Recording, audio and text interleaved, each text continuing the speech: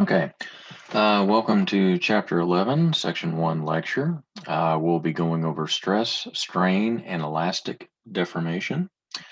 Forces that tend to stretch, squeeze, or twist an object constitute stress.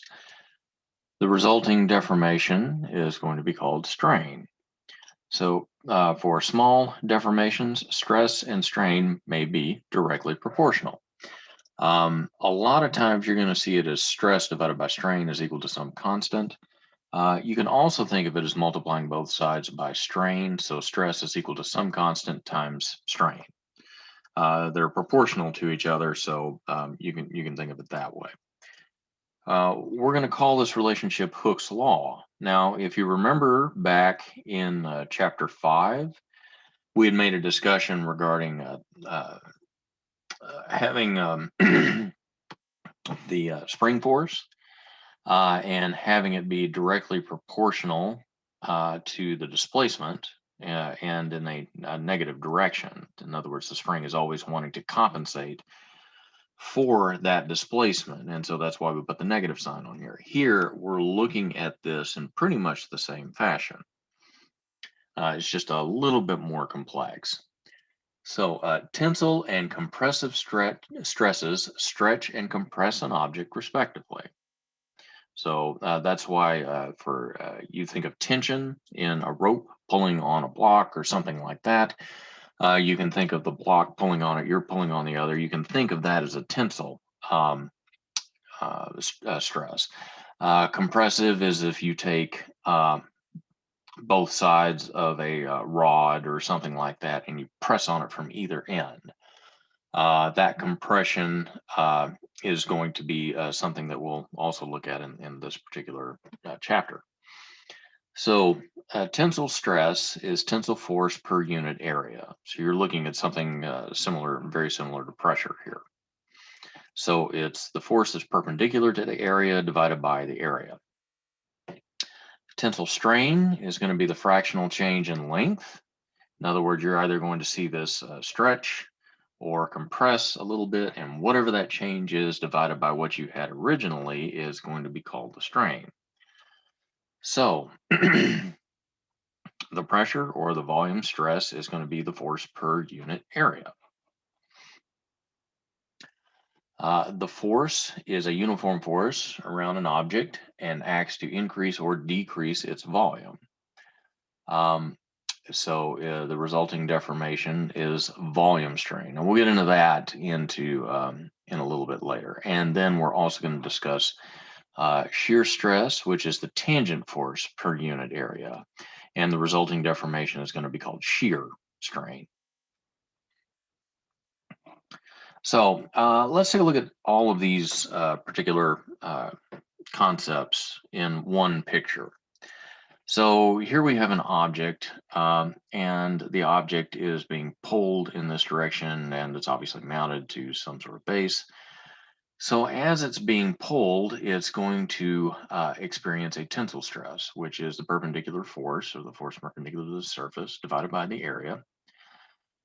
And then you've got the tensile strain, which is what sort of change are we going to see in this divided by the original length. So this is an example of tensile stress and strain.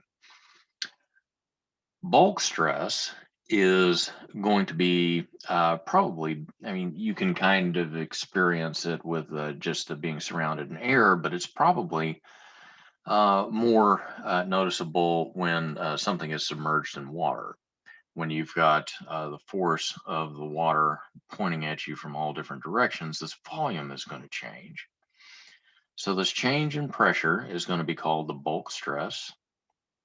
The bulk strain is going to be the change in volume divided by the original volume. The shear stress is when you have an object such as this, and you've got one force coming in this direction that is going to be considered parallel. You've got another force that's coming in this direction, which is also going to be considered parallel.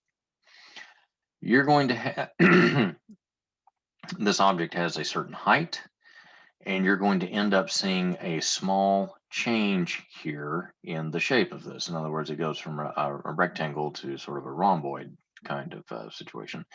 There's a little angle that's made there. The shear stress is going to be the force that is perpendicular here, divided by the area, not perpendicular, parallel, sorry. And then you've got shear strain, which is going to be this change, this x divided by what you had there, that original height to begin with. So you've got tensile, then you've got bulk, and then you've got shear stress. Now, when it comes to elasticity and plasticity, for small stresses, the strain of many materials is elastic. When the stress is removed, an object returns to its original size and shape. So for stresses beyond a particular value, the deformation becomes plastic, and we'll go over that. When the stress is removed, the object does not return to its original shape. If you apply a high enough stress, then the object just simply breaks. So we're going to go through all of that.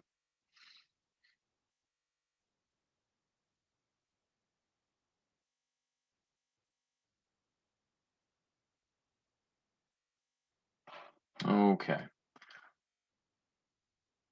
So here are some more examples of tensile, shear, and compressive. Tensile stress may be something like the humerus, where you have something that is pulling on this part of the bone, and then something that's pulling on that part of the bone. It's pulling on either side, and that means the opposing forces are going to stretch it. So you're going to see some sort of tensile stress and strain. You've got an example here of shear, where opposed forces are trying to twist the bone. So you got something coming down here, and then you've got something acting up on the pelvis, such as the leg bone. So they're trying to change the shape of that. You've got compressive stress. Say you end up hitting a wall with your foot. So let's say you're in motion. So this part of the body is coming down here, acting on the fibula and tibula. And you've got your foot, which may be up against a wall, which is compressing back on this. And it makes for a really fun time. So you've also got volume stress, where if you've got a swimmer that's going through the water, then the water pressure squeezes on the swimmer a little bit. So you're going to have a change in volume there. Hooke's law is named after Robert Hooke, who is a contemporary of Newton. All right, so we have discussed quite a bit regarding tensile stress so far. So we've got our perpendicular forces here in a cross-sectional area A.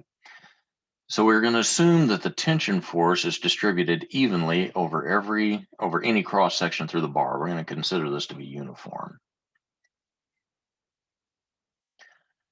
The units for tensile stress is going to be in pascals. So stress is also, if you look at it in pascals, it's also defined as 1 Newton per meter squared. Units of stress are the same as those of pressure, which would kind of make sense. Steel cables, as a side note, are commonly required to withstand tensile stresses on the order of 10 to the 8th pascals,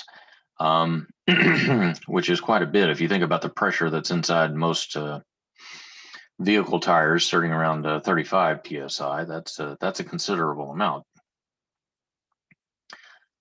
Compression, which if you look at a bar under a compressive stress, you're looking at perpendicular forces coming in here into this cross-sectional area. Again, we're assuming that this is uniform all throughout the bar. So a fractional change in length, the stress of an object under a tensile stress, is going to be called the tensile strain. So this figure here is going to show a bar that's unstretched to begin with, and that ends up stretching out to a new length, L. And so you've got the original length plus a little bit of a change there. When equal and opposite forces with magnitude perpendicular to F are applied to each end. The elongation measured along the same line doesn't occur only at the ends. Every part of the bar stretches in the same proportion. So the tensile strain is going to be defined as the ratio of that divided by the original length. So tensile stress, tensile strain.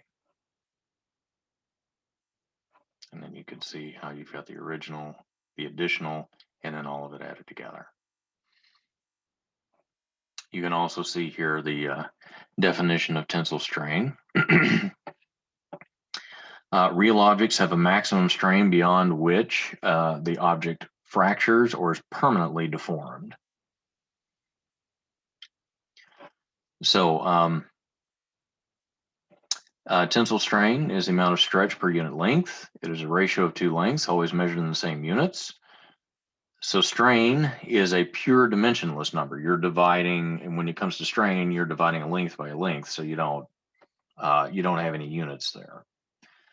The compressive strain of a bar in compression is defined in the same way as the tensile strain, but the change in L has the opposite direction. It's being compressed because the forces are being pushed in. So rather than having an elongated bar, you've got a compressed bar. It's actually shorter than what it was before. So you've got the compressive stress, and then you've got the compressive strain.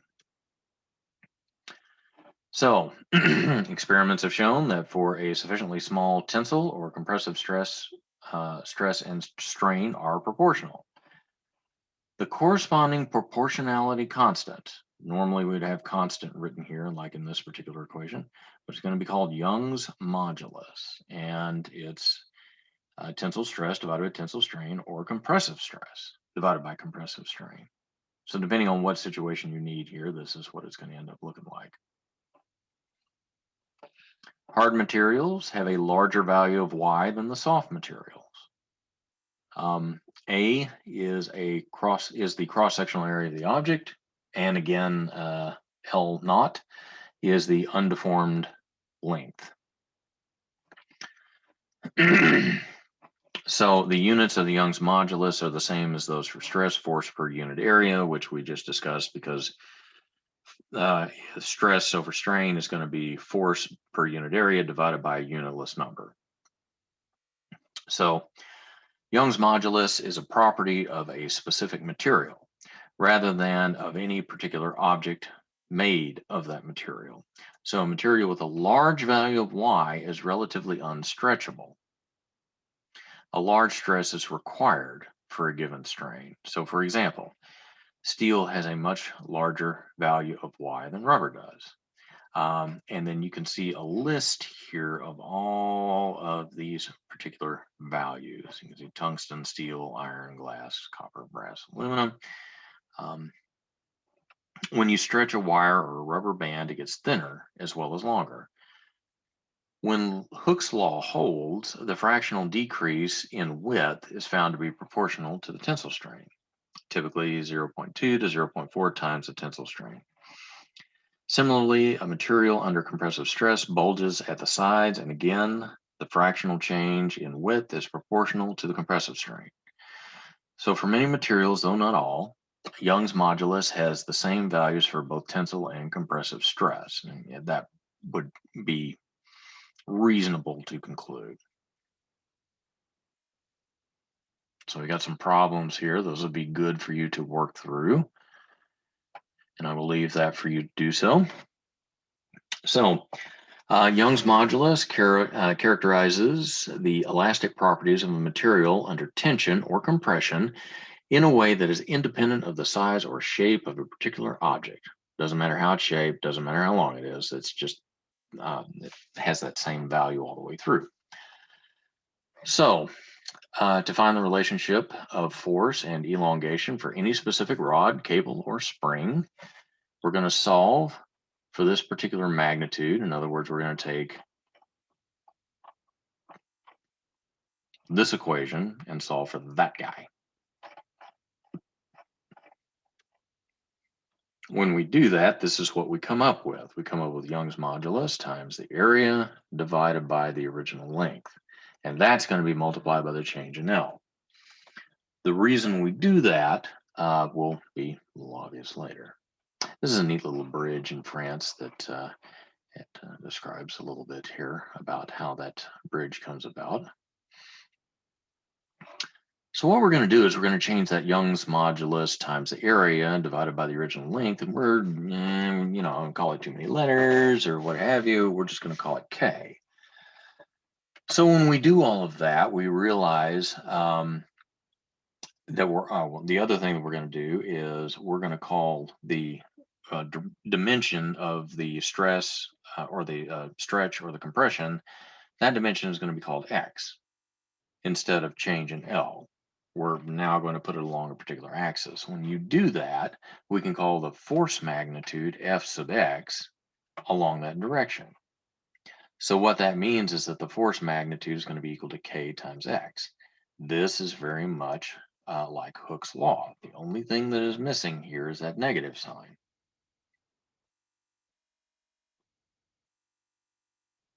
So now on to volume, stress, and strain. So when you dive under the water exerts nearly uniform pressure everywhere on your surface and squeezes you into a slightly smaller volume. Bet you didn't know that. This situation is different from tensile and compressive stresses and strains. The stress is now a uniform pressure on all sides, and the resulting deformation is a change in volume. So we use the terms volume stress and volume strain to define those quantities. Another familiar example is a compression of a gas under pressure, such as the air in a car's tires. So we're going to use the terms volume stress and pressure interchangeably. So the pressure in a fluid is going to be defined as P, and guess what? It's the perpendicular force divided by the area. So when a solid object is immersed in a fluid and both are at rest, the force that the fluid exerts on the surface of the object are always perpendicular to the surface. I mean, if they weren't, then the fluid would move relative to the object, and that's not something that we see. So when we apply pressure to the surface of a fluid in a container, such as a cylinder or piston, like here, the pressure is transmitted through the fluid and also acts on the surface of any object immersed in the fluid. And that principle is going to be called Pascal's law. If pressure differences due to the differences in depth within the fluid can be ignored, then the pressure is the same at every point in the fluid and at every point on the surface of any submerged object. So the force applied to the piston is distributed over the surface of the object. At each point on the object, the force applied by the fluid is perpendicular to the object's surface. So that's kind of an irregular little surface there, but that force is being applied on each side of the object. So pressure is the same units as stress. Commonly used units would be 1 Pascal or 1 Newton per meter squared, and 1 pound per inch squared, or PSI. Also in common use is the atmosphere, abbreviated ATM, and 1 atmosphere is defined to be the average pressure of the Earth's atmosphere at sea level. So here you can see that 1 atmosphere is equal to 1.013 times 10 to the 5th pascals, which is the same as 14.7 pounds per inches squared. Pressure is a scalar quantity. It's not a vector quantity. So pressure has magnitude, but it does not have a direction. So we've noticed that pressure plays the role of volume stress and a volume deformation. The corresponding strain, the volume strain, is going to be defined as the fractional change in volume. In other words, the ratio of the change in the volume, delta V, to the original volume of V naught. So this is the original volume, these dashed lines, and it's got an initial pressure there. The final volume are the solid lines here, and you've got the pressure plus delta P is going to be the final pressure. So volume stress is equal to the change in pressure, and the volume strain is the change in volume divided by the original volume. So volume strain, delta V divided by V naught, and V is going to be the final volume after the pressure has been applied. Delta V is always negative when pressure is applied. In other words, you're always going to end up with a change of volume that's going to end up being smaller.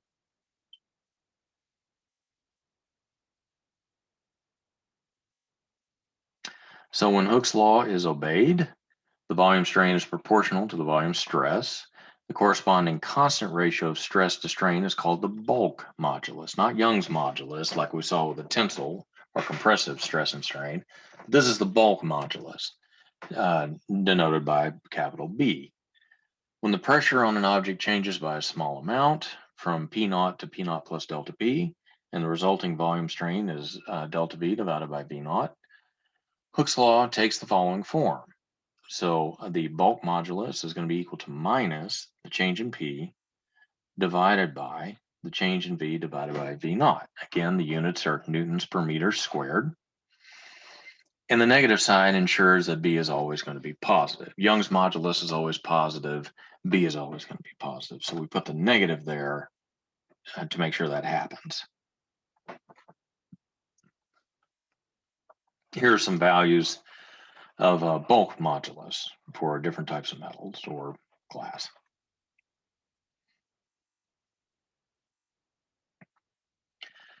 Shear stress and strain. Like the pelvis that we saw earlier, this particular block that we see here in figure 11.9 is going to be under shear stress. In other words, you got forces that are trying to rotate the object. So we're going to define as the force the parallel tangent to a material surface divided by the area of that surface. So in other words, we got a force that's perpendicular to this area.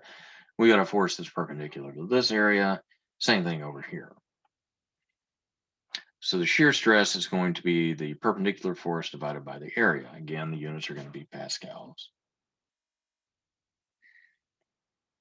For systems in equilibrium, shear stress can exist only in solid materials. A fluid would just simply flow in response because it's got the ability to move. So figure 11.10 shows an object deformed by shear. We define shear strain as the ratio of the displacement, x, to the transverse dimension, h. So we've got our perpendicular force here, or perpendicular, I keep saying that, parallel force here,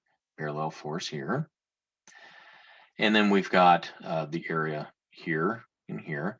So the shear stress is going to be this perpendicular parallel force divided by the area, and the strain is going to be this change in x divided by h.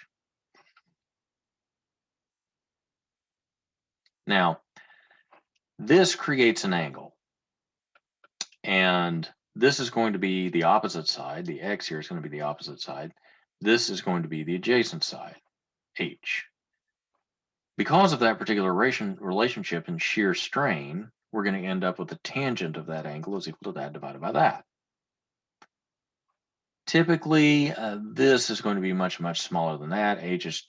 X is going to be much, much smaller than h. Therefore, the tangent of the angle is going to be roughly close to the angle itself, where the phi is going to be expressed in radians.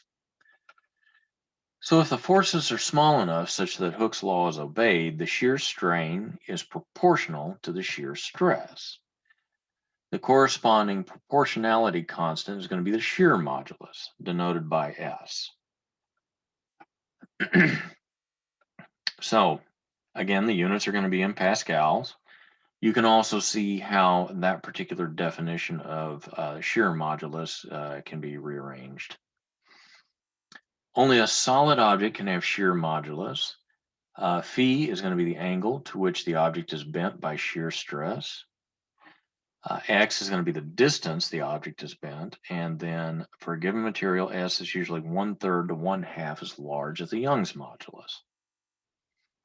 Again, here are some more values of that. Those are found experimentally. Elasticity and plasticity.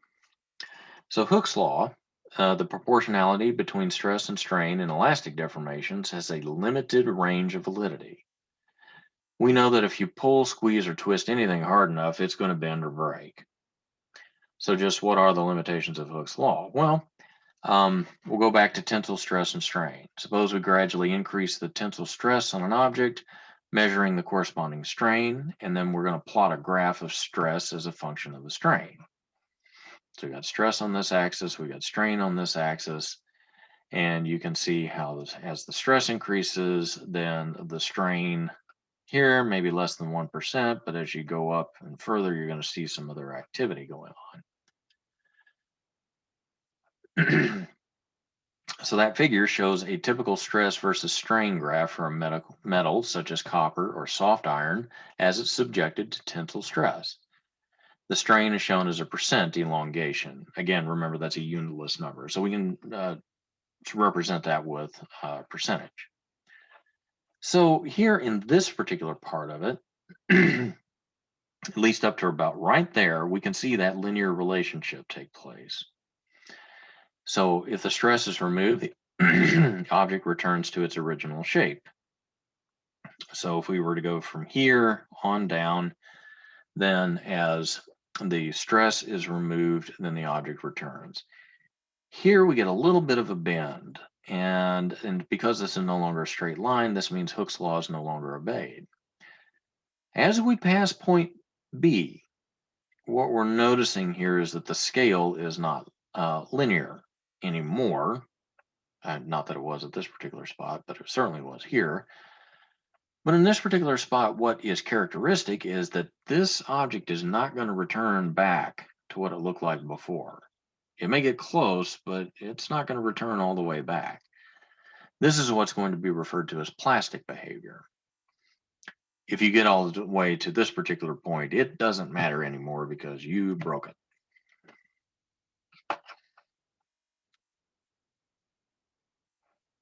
So you can read up a little bit more here regarding plastic deformation and elastic deformation. The reversible behavior is referred to as elastic deformation when it is no longer returning to what it was before, then it's considered to be plastic deformation.